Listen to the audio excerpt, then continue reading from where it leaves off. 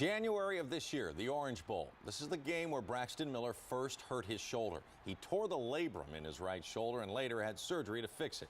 And he's had problems ever since that point. Medical reporter Ellie Merritt is here with an expert with more on Miller's shoulder and what today's news might mean. Ellie?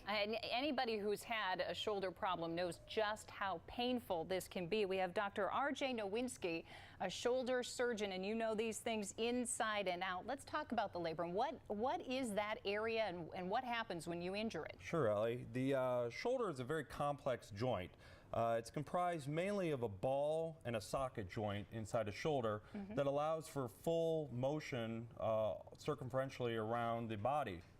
The shoulder itself, if you look at the overall anatomy, is comprised of a group of ligaments that cover the shoulder ball and socket, but inside the socket is a structure called the labrum. And the labrum is a soft tissue lining around the inside of the socket of the joint that basically provides structure and support to the ball and socket.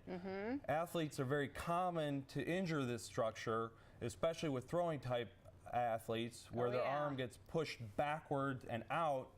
And basically what happens is that the labrum, which is attached to the bone, gets pulled off of the bone and actually tears. Oh, that sounds painful. So what does it take to fix that, and what's recovery like? Well, typically it requires surgery to fix the actual labrum tear. And it requires typically an outpatient surgical procedure where we bring a patient to surgery, they undergo a general anesthetic, we go into the shoulder joint arthroscopically through typically 2 or 3 little puncture wounds.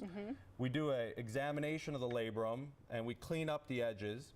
And what we'll typically do is we'll repair that soft tissue lining back down to the bone with what are called suture anchors, which have basically surgical sutures that tie that soft tissue labrum back down to the bone surface itself. And then you've got a good 6 months of recovery, right? Typically, at least. For the first 6 weeks after these surgeries, athletes are maintained in a sling for support. They can come out of the sling for stretching exercises, but typically no active motion.